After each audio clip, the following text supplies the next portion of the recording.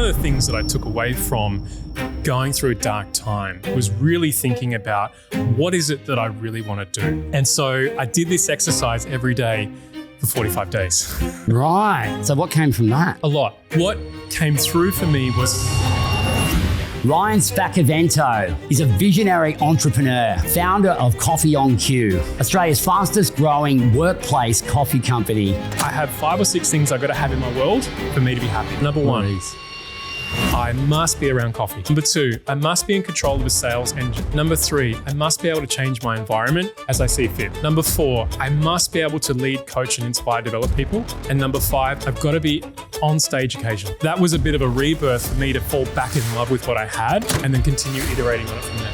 I'm looking forward to seeing your business, popping up in lots of other places. What's the future roadmap look like? Now that you've created so much value in these big corporate, where's next? Look, we're experimenting.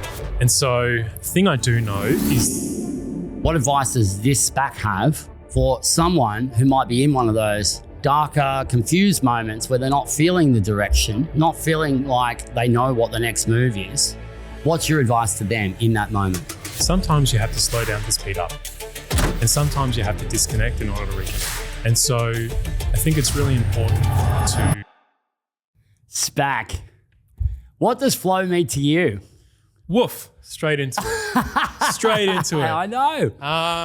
Flow. Flow, for me, when I think about it and I go into my mind castle, it is the state of which you can attain when you are doing your life's best work and it is directly proportionate to the purpose of which you hold according to your higher self. Wow, I love that.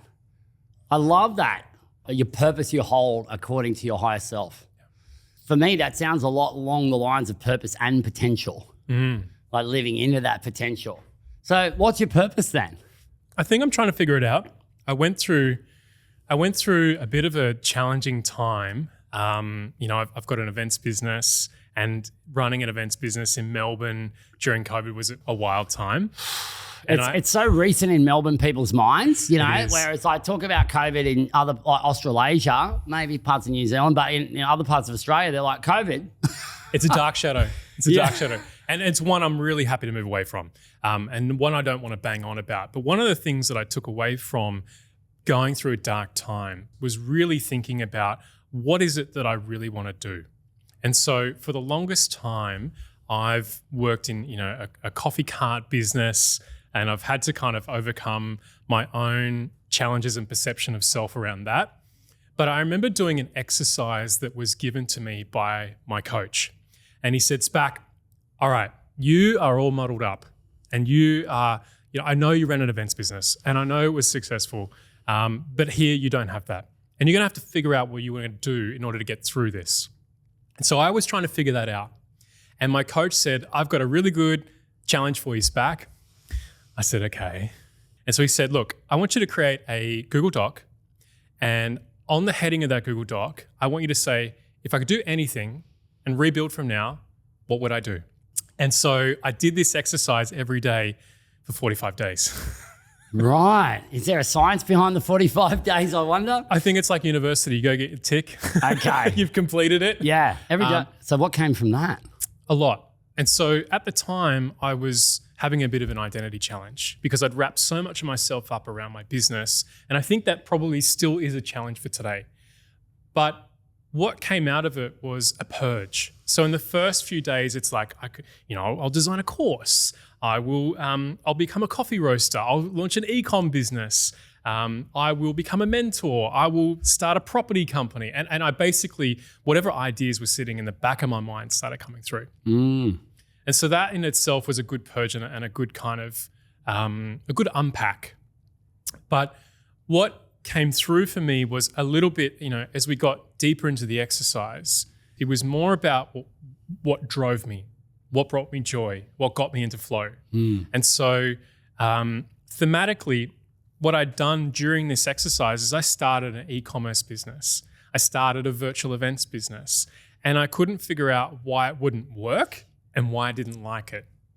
And so what I deduced out of doing all of this for 45 days was a few things. And there wasn't a one singular direction, but it was themes. So for me, I have 5 or 6 things I got to have in my world for me to be happy. Okay. So number one, I must be around coffee. I love that. It's so convenient that you're in the industry as well. Right? Number 2, I must be in control of a sales engine.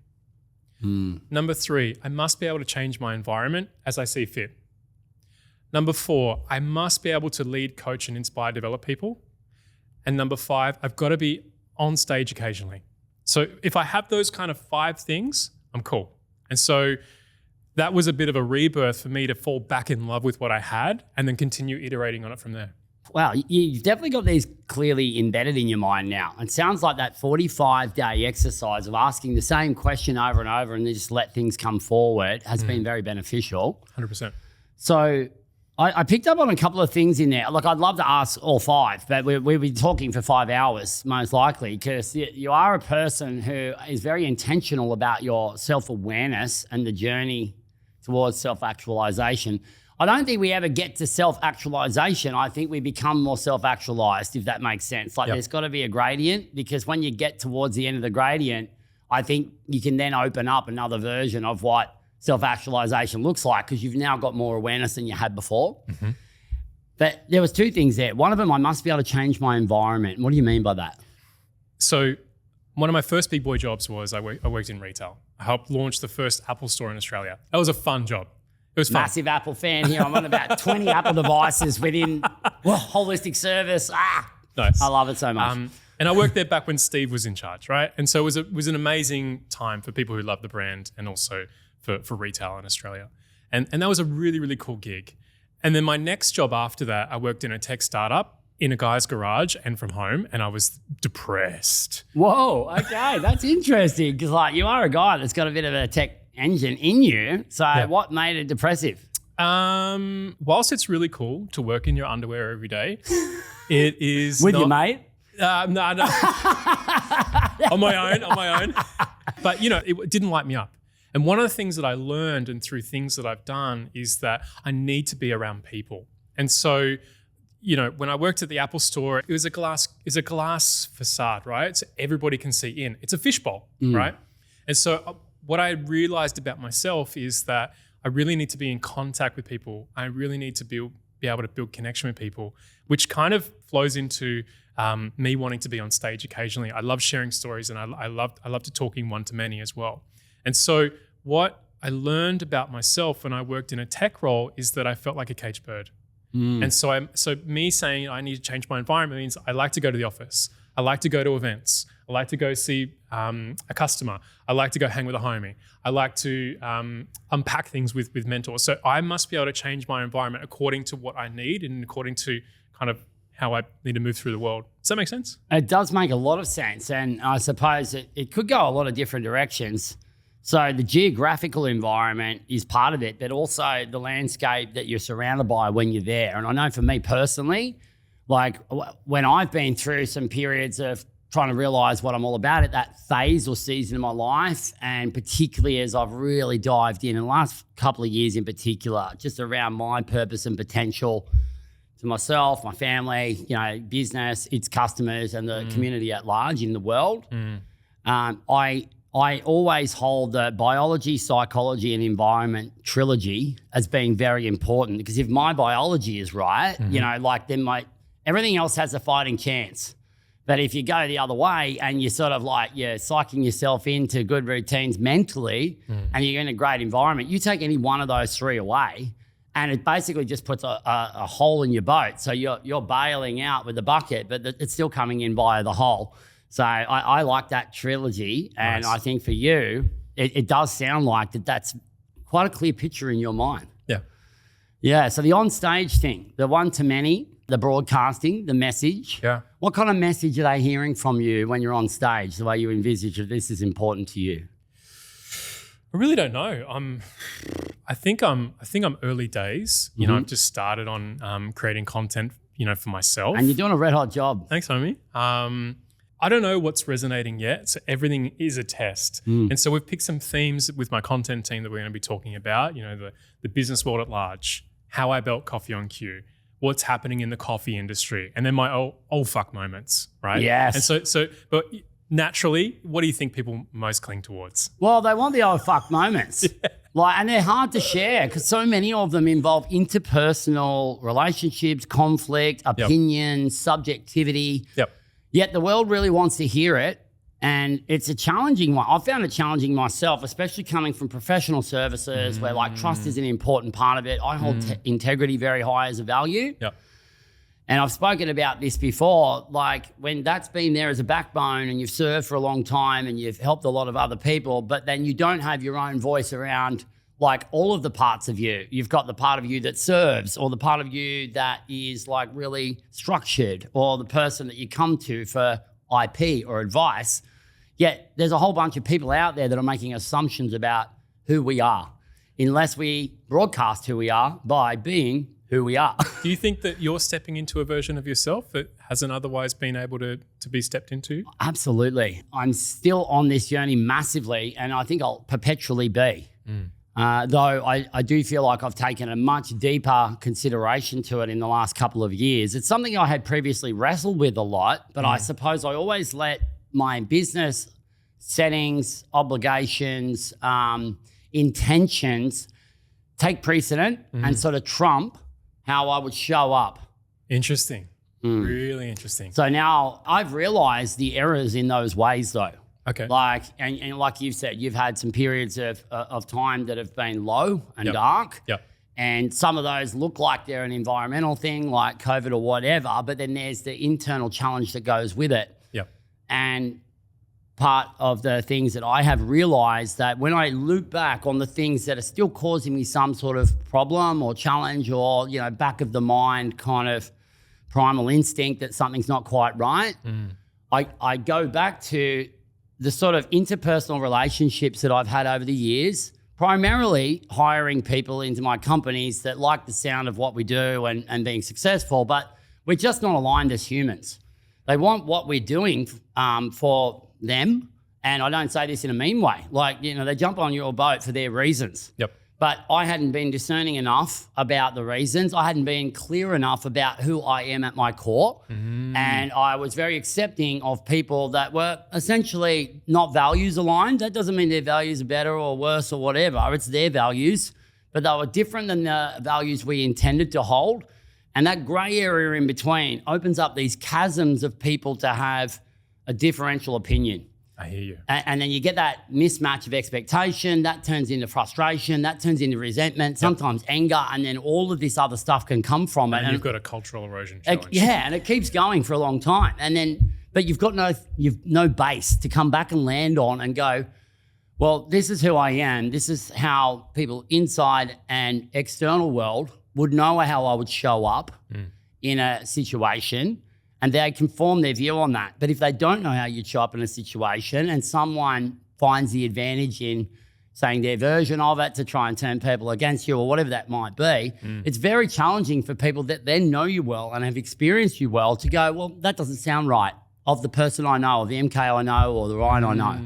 So that's been a challenge I've got. Yep. Though it's becoming a lower and lower percentage because I'm discovering more parts of myself that I can bring forward because it's me. Tell us about your version of that at the moment. Kenny K. Kenny K in the house. It was a bit deep, wasn't it? Maybe I need to get that into a rhyming rap. No. I mean, I think if I come back to the first part you said to me was really around your professional self and having to put your professional self forward in order to build trust. So you've got customers who relate, resonate, and you can do a deal, and you've settled your ship, right? And I think that I'm largely there in a lot of my energy. And so for me, I'm somebody who, I'm an entrepreneur who likes data, but I'm probably, rightly or wrongly, probably driven by gut feel and feeling a lot.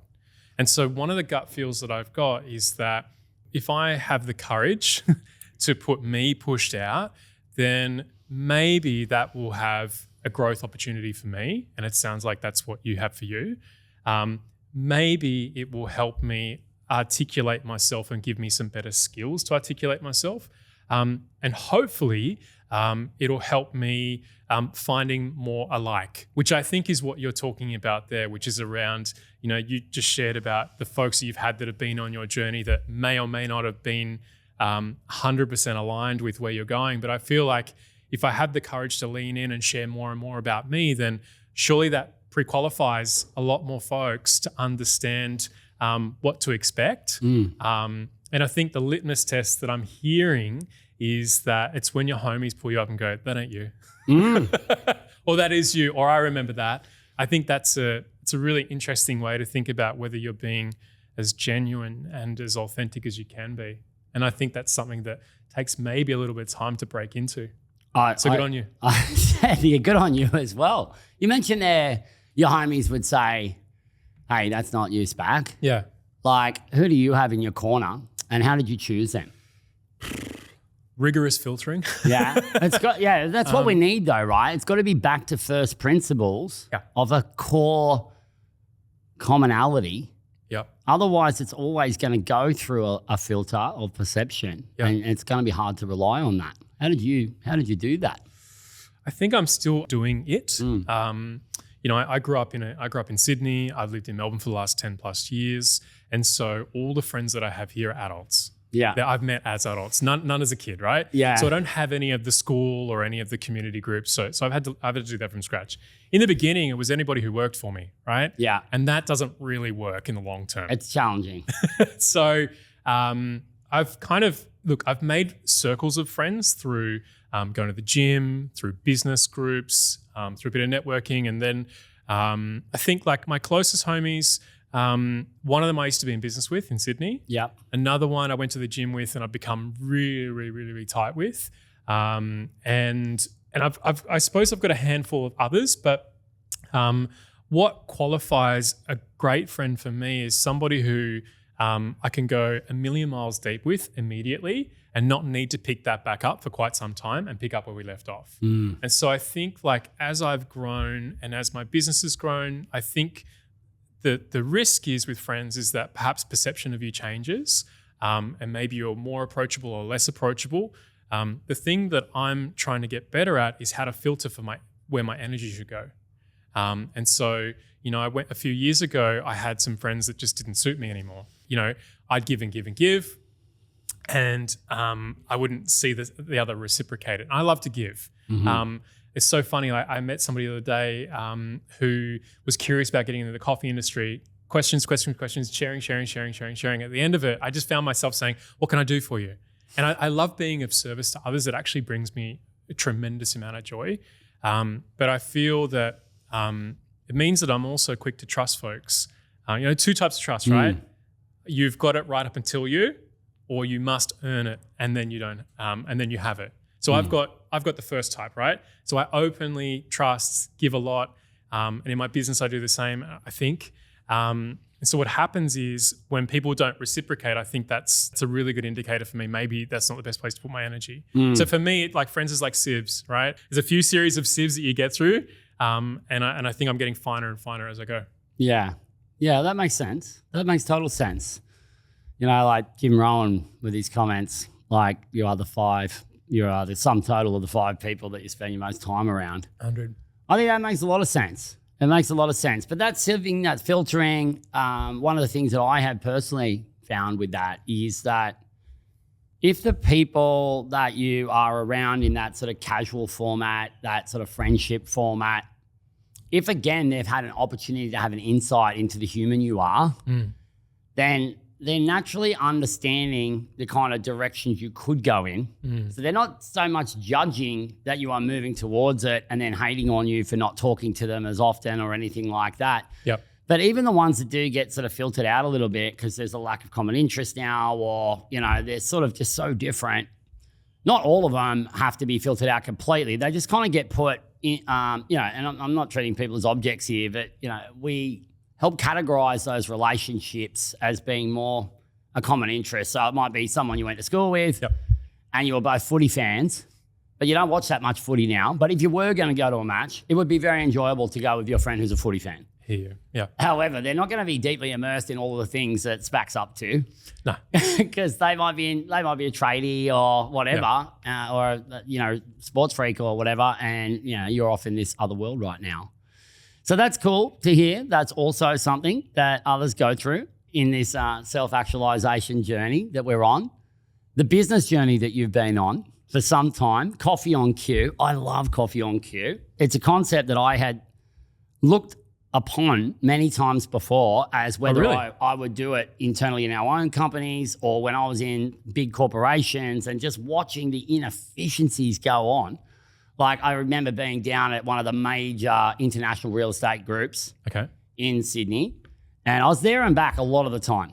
And, lots of lifts and lots of meeting people at the bottom of lifts, and there's usually the coffee down the bottom. But it's just for everyone, the general public, the people in the building. There's a bit of a melting pot that goes on, and no doubt they sell people on that when they're leasing these things out before you go and invest your life's fortune into a fit out. Yep. But the inefficiency that came from it is unbelievable. Like the wait lines, the unpredictability of it, just the extra little chats and the waiting for the lift a little bit longer. And I'm just looking at people going up and down this thing. No one's intending to waste time. They're all busy, but they can't use their phone in the lift. Partially because of the Wi-Fi. They'll fix that up at some point. But then it's awkward because you're talking to other people or not talking to other people and being rude, and you can't be on the phone. So you think about the lost productivity, that any gain that you would get from sort of networking in the bottom of your building or, not traveling too far, it's kind of lost in a heartbeat, and the up, down, stop, start nature of it. So for what you've done in bringing premium coffee and an experience wrapped around it into a workplace, like I saw at Collins Street there in the big JLL building, that's just absolutely magic. So take our viewers and listeners on the journey as to why did you discover this need in the first place? I've given you my version, but like you're looking through a different lens. I don't know if I can do a better job. Maybe you've explained it to me so well. Yeah, so so I started with me, one coffee cart, one van in a 1.5 by 1 meter storage unit in Port Melbourne, right? And so my mission when I started was to save people from drinking shit coffee at events. Quite a great mission. So, and it was a good mission, right? 12 years ago, the cafe, Melbourne specialty coffee was still very much establishing deep roots. There was definitely great coffee, don't make no mistake. But the kind of coffee you would get at an event was so different to what you would get at, say, an amazing, beautiful cafe. And so I saw it was really simple. Bridge the gap. Bring the great coffee, bring great service, have a great barista, and see what happens. And so that was the thesis for the beginning of the business, right? And that kind of has evolved and changed. And so one of the things I put on my goals for like my 10-year goals that I did 5 years ago was have permanent baristas in people's offices. Like, yeah, that'd be awesome. Because it solved a frustration of mine of having an events business. So I was like, that serves me really well. So, but what happened was I had a power company who's now one of our first companies that we've put a permanent solution for Gemini. And they said, hey, we've just moved office. We've got a brand new fit out, and we really like to see our people come back into the office, right? So I put a proof of concept together with existing infrastructure, and they're like, how much does it cost? How many cups? And I was like, I don't know. So we'll figure it out. And so we did a proof of concept, and by accident, we stumbled into providing in-house amenity, right? And so the reason we get brought in is a number of different reasons, right? One of them is that you're talking about, right? From a C-suite, from a leadership perspective, it's like, where are all my people going? What are they doing, right? They're leaving the building so much. And part of it is you need to, right? But other parts, you don't need to leave the building if you've got a good amenity in the building, right? Good coffee. So we put this proof of concept together, and then we've been invited into different workplaces. So it solves one of three problems. You've got nothing around you, no amenity for your team. Okay, yep, that's going to be saving time and also making the workplace feel a bit better. Yep. Number 2, your culture's fucked. Number 3, you're building the workplace of the future, and you're moving your people in there, and you want to take them on a journey. Yeah. So one of these 3 things is kind of what we're usually brought in for. Number 2, they'll never say on the box. but I was just going to say, I sort of paused on that. I wanted to hear your iterations of it, but it's not that our customers would say that. It's that, they'd say, hey, we've got a challenge with attendance, or we really want to foster more connection, right? Whatever the corporate speak is for it, that's generally my read on things. And maybe an over admission here in this setting, but that's kind of, it's one of the things we can help with, right? Yes. So we've kind of got 5 sites now running with this concept. And I think it's interesting to see what happens. When you bring great coffee into an environment, we see attendance go up right? So across the board, we see one more attendance day in the office. That's interesting. Per what? Per site. Per One more head. attendance day. One more per working week. Oh, so they're coming to the workplace one whole day more than they would have. Yeah. That's pretty significant. It is. Like they're obviously still working in some format elsewhere. Yep. But like we're talking in-office attendance going up Yep. by one whole day. Yep. Wow. We see that more than 90% of people who are surveyed have their internal opportunities increase.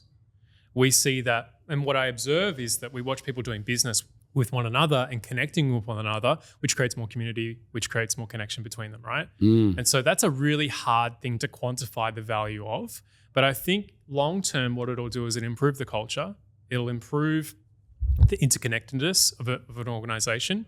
It'll mean that it's a place more people will want to come to. And I think in the long term, it'll actually affect attrition, which is, one of the hardest things to really measure. But we're going to start doing some benchmarks as best we can, which is the crazy place to have ended up, thinking about starting with like a single coffee cart and then going in and serving coffee in a corporate environment. But I think that coffee is the great conduit to conversation, and conversation is something we need to foster more opportunity for. And I think in the future, hospitality will be one of the things that people pay for, to have human connection. I so resonate with this on a bit of a left turn from what you're talking about, but there's a central concept to this around great conversation. And I believe it is far more central to people's fulfillment, well-being, not just in work, but in life, than is spoken about. And I feel like, particularly in the Western world, that we have made a little bit of a mistake in increasing the dependency on alcohol to help with that. Now, I'm not saying this in a judgmental way. Right? That is not what I'm doing here at all. I realized this most deeply also in 2020 when I got an infection in my lungs that was driven through gut health, but I didn't know that. We thought it was COVID at the time. It wasn't a pleasant time.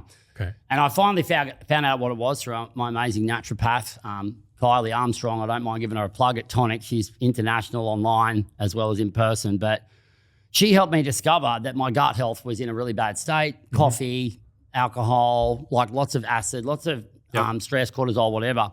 And to restore it was going to take best part of 100 days. So I set myself a 100-day challenge just to not have any booze in that 100 days. And it was a tough time to do it because it was coming into when the weather starts getting better in the year and all that. I started with the charity part, so I had a good cause that was beyond myself, but then I put together all these frameworks and accountability. A bit of accountability. And what I really formed as a theory that I was documenting with a lot of people around me, I ended up with like 20 people on the same challenge. And it was life-changing for some of them. Like I'm talking like property developers that are worth, lots of zeros. I'm talking about people that are in very high-stress C-suite roles. I'm also talking about people that have been through a breakup and they're a single dad or mom. And, there was a community. And a lot of it was through FitPit, the community group that I'd run there. And what I really uncovered with it was like post-exercise conversation was just as euphoric, but more meaningful, fulfilling, and memorable than going to all the trouble of organising drinks with the same group of people, with all the variables that go with it, the makeup, outfit, the taxi there, babysitters, and then getting there, most of the socialising done in a drinking environment is ordering more drinks, going to the toilet.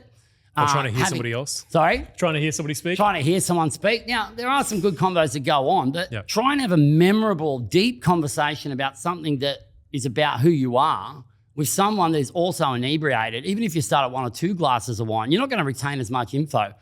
So the connection doesn't form as deeply. I just think it's a good accelerant for people getting to the point where they're comfortable. But if we work on being comfortable in conversation, it's a lot faster, and I see coffee as being one of those and post-exercise as being one of those. Love it, dude.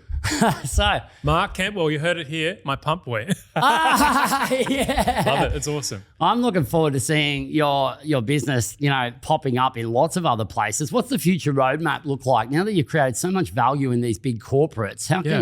Where's next? Look, we're experimenting. And so the thing I do know is that for the environments that we're in, we're adding value. And that's really important to me. So we're going to start doing a little bit more within the organizations. We went recently to the Melbourne International Coffee Expo, took a customer. They heard about what a latte art smackdown is, where you have like a latte art competition.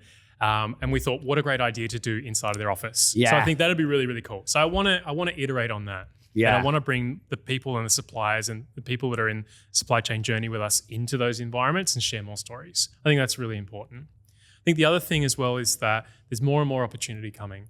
And I think that great coffee, it does bring people together. It does create more conversation. And I think it can have a lasting impact on culture. And so for me, where I'm nudging towards is looking at, more potential opportunities where we can have a greater impact with culture, particularly in corporate Australia, where coffee can kind of incubate good conversations, can break down barriers, and it can bring people together in a setting that is a little more casual, but also allows them to get a shitload more done. I love that how there's multiple layers there. There's this deep sense of building community in the human consciousness, I suppose. It's just such a big part of you, Spac.